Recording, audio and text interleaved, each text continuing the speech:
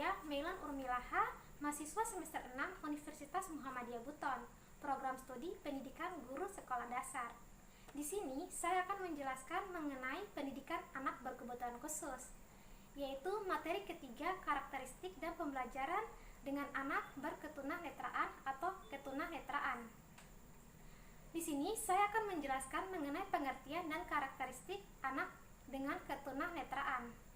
Sebelum saya menjelaskan mengenai pengertian dan karakteristik anak tunanetra, sebelumnya perlu kita ketahui mengenai apa yang dimaksud dengan anak berkebutuhan khusus.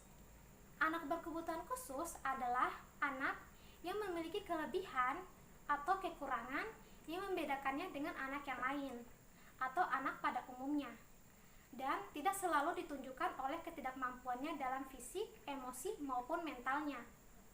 Anak berkebutuhan khusus terdiri dari beberapa kategori, yaitu pertama, tunanetra, kedua, tunarungu, ketiga, tunagrahita, keempat, tunadaksa, kelima, tunalaras, yang keenam, anak berkesulitan belajar, yang ketujuh, anak hiperaktif, yang kedelapan, anak autistik, dan yang kesembilan, anak berbakat. Tunanetra merupakan salah satu kategori anak berkebutuhan khusus, yaitu kategori pertama. Pengertian ketunanetraan atau anak tunanetra. Ketunanetraan terdiri dari dua suku kata, yaitu tuna dan netra. Tuna berarti rusak dan netra berarti mata atau alat penglihatan. Jadi, secara etimologi, ketunanetraan berarti rusak penglihatan. Dalam sudut pandang pendidikan, anak ketunanetraan atau anak tunanetra merupakan anak yang rusak penglihatan sehingga dia memerlukan alat atau media bantu dalam proses pembelajarannya. Selanjutnya, karakteristik atau ciri-ciri anak ketunanetraan. Karakteristik atau ciri-ciri merupakan suatu ciri-ciri anak tunanetra atau anak dengan ketunanetraan yang membedakannya dengan anak pada umumnya. Dan karakteristik anak ketunanetraan terdiri dari beberapa aspek. Aspek yang pertama, aspek kognitif, di mana anak ketunanetraan atau anak yang keterbatasan penglihatannya akan membuatnya membutuhkan waktu yang lama dalam proses pembelajaran atau dalam proses mengolah informasi.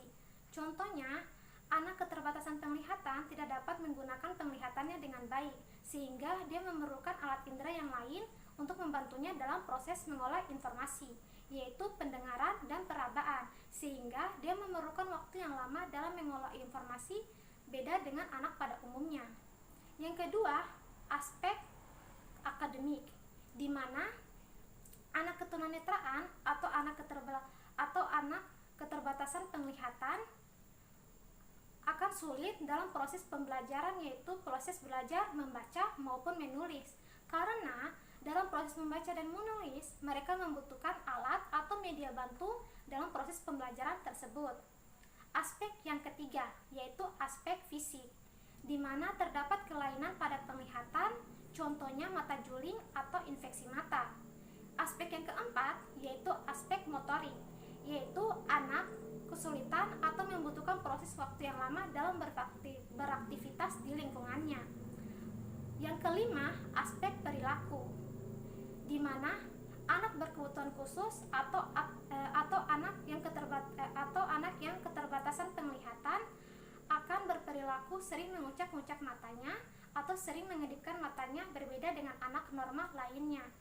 Yang keenam, pribadi dan sosial, di mana anak keterbatasan penglihatan memiliki pribadi yang sangat membutuhkan bantuan orang lain, dan dalam aspek sosialnya mereka sangat sulit berinteraksi dengan teman-teman di sekitarnya.